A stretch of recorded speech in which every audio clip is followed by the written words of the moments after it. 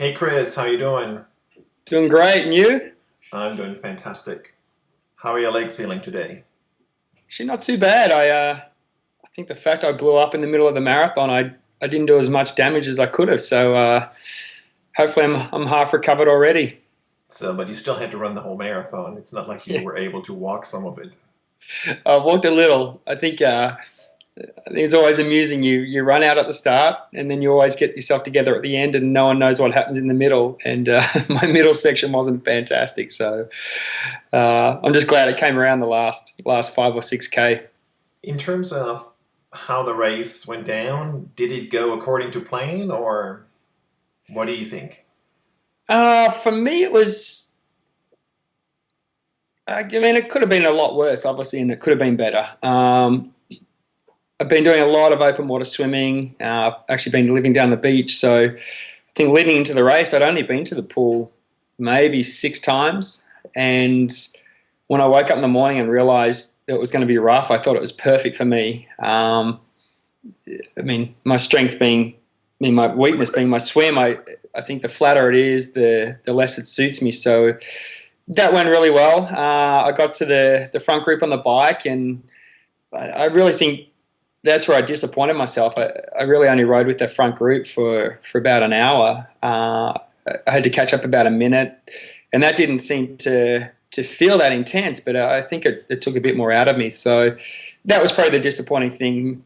From that point on, strategy changes. I mean, normally I'd like to sit there and get myself together and actually try to have an impact on the race. And instead, I caught the group, was there for about an hour, and then the rest of the day I was by myself. So um, probably the thing I trained for the most leading up to it was the run. So I knew I had a good run in me, and I just had to make sure I got myself together on the bike. So I was far from being aggressive on the bike and spent an hour trying to dig myself out of a hole.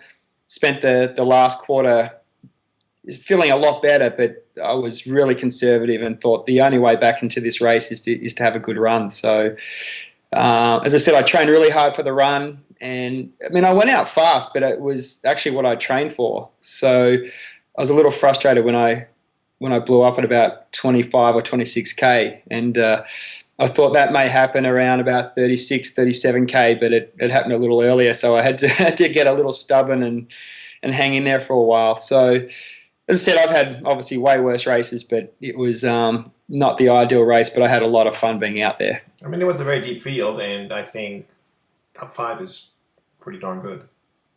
Yeah, I guess it's hard in the head. You think top five, and then you realise who was in front. And other than Marino, they've all won world championships, and then Marino has a world record. So, I mean, I was really gunning for top three when I got onto that marathon and heard some splits, but you can't be disappointed. At the start of the day, if you said guaranteed top five, you'd take it. And it's very rare to get a field that deep. I think outside of Hawaii, this is probably going to be the biggest race for the year. So there's a lot of mind games out there and trying to be, as I said, stubborn with yourself and keep pushing. So as a pro athlete, you always want to be further up the field, and unless you win, you're sometimes frustrated. But yeah, all the guys in front of me are great athletes, so I think I can take that one on the chin quite easily. You mentioned earlier that you like the water conditions. Considering how much time of the year you live in Lyons, Colorado, that doesn't sound like it's really beneficial for rough open water swimming. No, that's going to be the frustration going back. I mean, I love living in Colorado, but I mean, honestly, every single day here, I've gone down to the beach and I've just been swimming in the bay. And some days it is as flat as a swimming pool, and some days it's choppy. I actually had never had conditions this year as rough as Frankston was on race day, but there's times in races where when it gets choppy, you lose your rhythm, and I was actually really looking forward to the rough water. So I got what I wanted, and so yeah, the frustrating thing now is going back to Colorado. I'm going to have to be swimming at the res. It's not quite as clear as the ocean here, and it's all skanky and brown. So I'm going to have to try to get myself out there and keep swimming in the open water. It does make a big difference. Um, I mean, I think you said you lost about a minute to the front group. If it had been a full swim, do you think would it have been about triple that, or no, or what do you think? Um, I probably think double. I found a really good rhythm. The good thing for me is in recent years my swim has been disgusting. I mean, I'm losing 2 to 3 minutes in a half, and the fact that forgetting Clayton and the guys off the front, I think Craig and Nico and Luke were.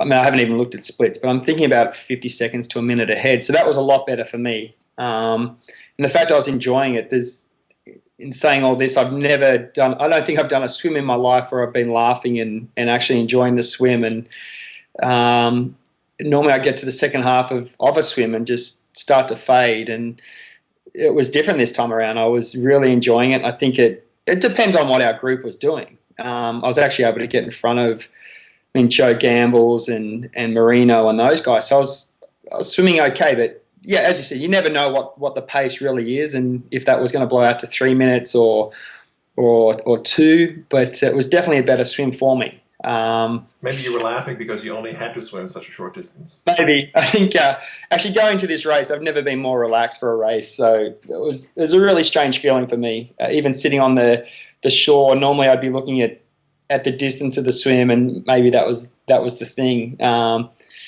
It's 3.8 kilometres always looks so intimidating, and to me that's when I'm the most nervous. And I think it was a combination of so many things where I didn't have these expectations, and I hadn't even finished an Ironman for probably 8 years. So I just enjoyed the whole process, and even the fact it was really choppy, and some big swell, but it was still blue water and clear, and there was just some things I really enjoyed about it. So, but that's not saying I didn't enjoy the fact it was shorter.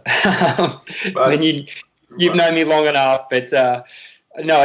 In saying that, as I said, it's probably the best swim I've had in a long time, and I enjoyed every moment of it. What made you decide to go full iron distance again after kind of a hiatus of that distance? I was getting bored with the halves. I think the dynamics of the halves have changed again. Particularly, I think every time we get past an Olympic year, the swim always increases, and there's just these different influences. So, I got into the sport because of Ironman, and as I said, it's been, I think, 7 years since I've raced one, but it must have been 9 or 10 years since I had an actual good result. And every time I go to Colorado, I'm training with the boys and love it. And I know I can ride with them. I know I can run with them.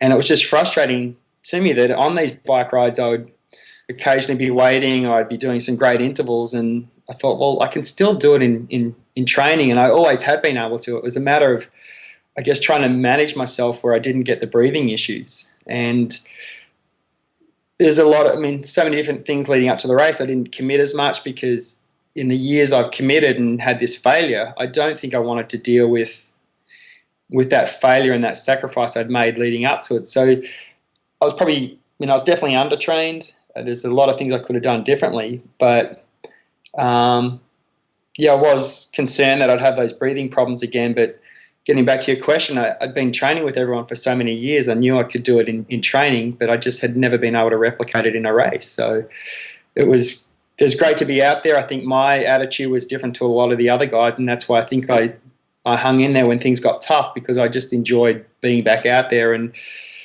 I still remember getting to the front group on the bike, and Craig turned around and I waved to him, and he probably thought it was a strange thing, but I just enjoyed being back riding with Marino and Craig and Nico, and so it was fun, and that's what I really missed, and that's what I think took me back. So what's next on the agenda?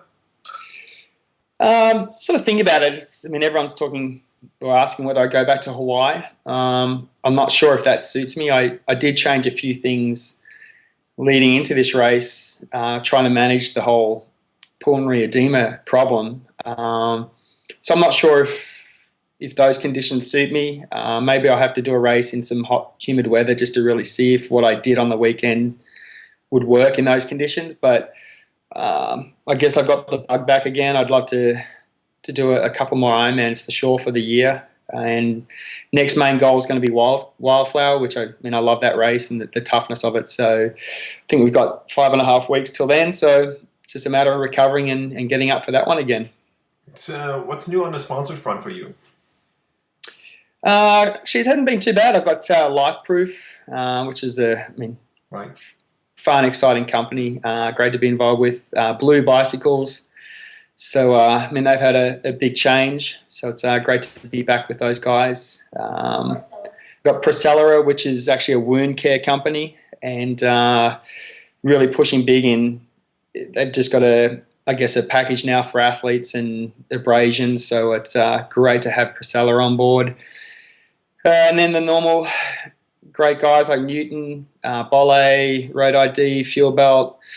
I know I'm going to miss out. Actually, Mavic have got on board, so that's fantastic. I'd been in a bit of limbo with some wheels, so there was a lot of things that were really motivating. And the fact I've had these, a couple of new sponsors come on board, and then my other long-term sponsors, you like to reward them, and those little things go through your mind throughout the day. So I just can't thank them enough for giving me that chance. But I actually just signed with Profile again, so that's getting up to 15, 16 years. So I've been so fortunate in all those sponsors that have stuck by me. But Gatorade, but as I said, I apologise to anyone I didn't thank there. But yeah, Well, some great. we didn't really ask you. We didn't really say you have to list everyone there is, and so no one should be offended. You know what it is, but yeah, the new ones just make life exciting again. So I'm looking forward to having that motivation behind me.